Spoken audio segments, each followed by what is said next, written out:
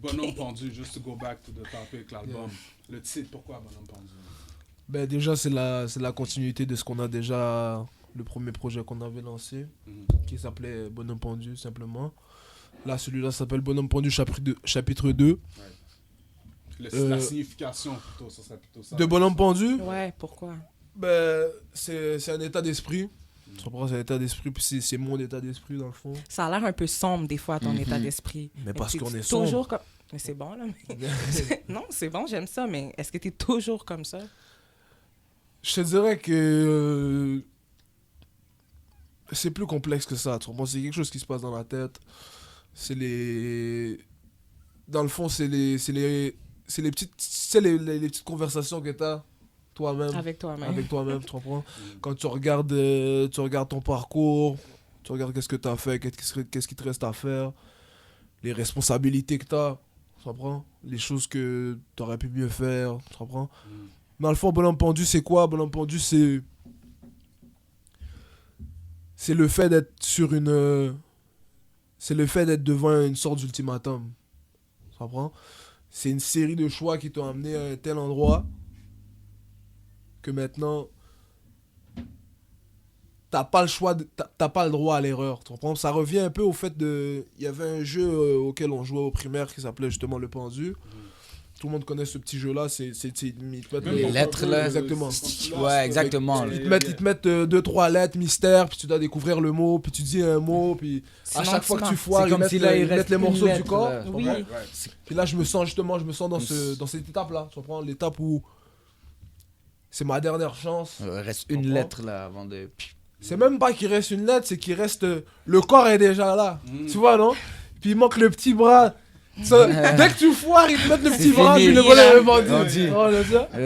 Donc c'est ça, c'est cette étape-là où on a trop fait d'erreurs. On a trop fait d'erreurs. Puis... Mais c'est bien fait dans le fond parce que j'avais compris tout ça, mais je voulais être sûr que j'avais bien compris. Non, c'est vraiment ça. C'est vraiment ça. Mais bon. Tu vois, là, on a mis même on a fait un petit changement au niveau du artwork du deuxième chapitre. Là, tu vois un bonhomme qui est pendu, qui tient la main d'un autre gars. Tu comprends ça? Ça veut dire que c'est un gars qui vit déjà ses stress, qui est déjà un bras d'être pendu, mais qui est quand même toujours là pour les autres. Tu comprends? Ah, some real shit. Tu comprends? Qui est toujours là pour sa famille, pour tout le monde, qui abandonne personne. Et tu vois que le gars qui le tire, parce que dans le fond, il soutient le partenaire, mais il tire vers le bas. Il tire vers le bas, ça met une pression, la corde se resserre encore plus. Tu comprends? C'est ça, c'est juste pour dire que dans le fond, bro, il y a des séries de choses qui se passent, puis on n'est pas des styles de gars que on va aller voir une thérapeute, on va commencer à s'ouvrir devant les gens, tu comprends? C'est des choses qu'on garde en nous. C'est juste qu'on garde en nous, puis la musique, ça nous permet justement de pouvoir évoquer ces choses-là sans pour autant entrer dans les détails. Mais c'est juste pour dire que malgré tout ça, tu comprends, on va être là pour la famille, quoi qu'il arrive. That's dope, man. Tu dois faire une chanson qui explique tout ce que tu viens de dire. That's crazy. On pourrait faire un film. That's dope, man. That's real. Maintenant, my man White B, man. Tu vois, ça, c'est ce que je disais à my man White B hors honte, by the way, you know. White B, c'est un artiste que je respecte vraiment, que j'apprécie. Parce qu'il y a beaucoup de monde à Montréal, souvent qui sont en groupe ou whatever the case is, ou bien qui rappent, mais qui sont pas constants dans ce qu'ils font. My man White B a resté constant toute l'année. Comme je te dis, ton Didier Drogba, tu montrais ton style est versatile. You can change your stuff. T'as fait tes tracks sur le bénéfice. T'as eu une bonne année, exactement comme My Man Lost. Maintenant, est-ce que toi, tu as un certain produit, un projet que tu travailles de la même manière que là, c'est Nek Bonhomme Pendu? Est-ce que tu as quelque chose plus White Bee that's coming out? Ouais, j'ai un projet qui arrive, que je suis en train de préparer un projet solo. Pour justement, parce que là, comme tu l'as mentionné tantôt hors onde, je le sentais un peu comme toi, tu vois. Puis j'ai expliqué aussi à Lost, il fait son gentil, tu comprends? Mais... Juste, excuse-moi, pour mettre le monde en contexte, pour qu'ils comprennent, juste pour qu'ils comprennent un peu la discussion, c'est plus un vibe comme... J'expliquais à White B que la première fois que j'avais rencontré White B, j'ai vraiment connu White Bee à cause de Lost prioritairement. Hein. Donc, quand j'écoutais un track de Lost, j'entendais le verse de White Bee. Mais là, toute l'année 2016, White Bee s'est démontré en tant qu'artiste, like, bro, I got bars, I got my own career, I could do this. Et les nombres, les chiffres, les views, et le monde, même les commentaires, les fans ont prouvé que it was real. Yeah. Alors, this is the props I was giving you. Exactement. Donc, Puis tu vois, moi je le ressentais aussi comme ça.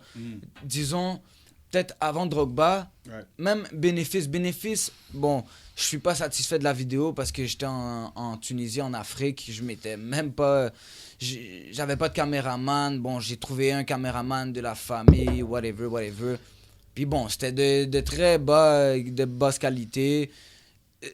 Peut-être que si le vidéoclip aurait été mieux, ça aurait touché plus, mais bon, c'est pas ça le... Mais tu vois, j'ai même pas pensé à ça à cause de Tu vois, parce que... que... Ouais, exactement. You know? Mais étant avec Lost étant une grosse figure du rap game à Montréal, même dans le hood, partout, moi quand j'ai connu Lost c'est une figure... Au Québec, on peut même dire. Au Québec, tu comprends? this En point. dehors, ben oui, partout on reçoit des messages. Puis Lost, je le voyais... White Bee, on le voyait plus un rappeur rappant avec Lost. Tu vois Ouais. qu'est-ce que je veux dire? Ouais. Lui qui fait des beats avec Lost, on va dire, oh shit, Lost est fort. Mais souvent, le monde, ils vont pas dire White Bee. Sûrement, ils respectent, tu comprends? Sûrement, ils disent, oh, il est fort lui aussi. Mais tellement que Lost, il est là, tu comprends? Puis on le voit, Lost. Donc, quand je suis arrivé avec un autre beat, avec d'autres gens, puis les gens, ils disent, oh, pour de vrai, oui, il y a Lost.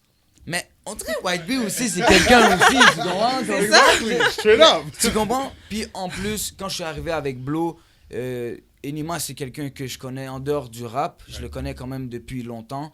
C'est là où les connexions se sont faites. LK, je le connais du rap game. LK, shout-out à lui aussi, qui supporte nos affaires. Amil, qui supporte les affaires de Damen Sauce aussi. Il est tout le temps en train... Il est là dans les événements, dans les shows de tout le monde. Vraiment, il partage tout le monde.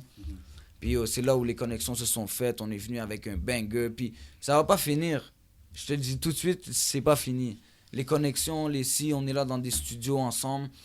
On a fumé, on est dans des vibes, on fait des beats. Il y a beaucoup de choses en préparation aussi qui arrivent. En studio, vous buvez puis tout, c'est comme ça que vous trouvez votre inspiration? Non, mais ça dépend quel studio. Non. Quand t'arrives au non. studio, Ça dépend quel t'as studio. pas encore trouvé l'inspiration, tu t'as rien à faire là.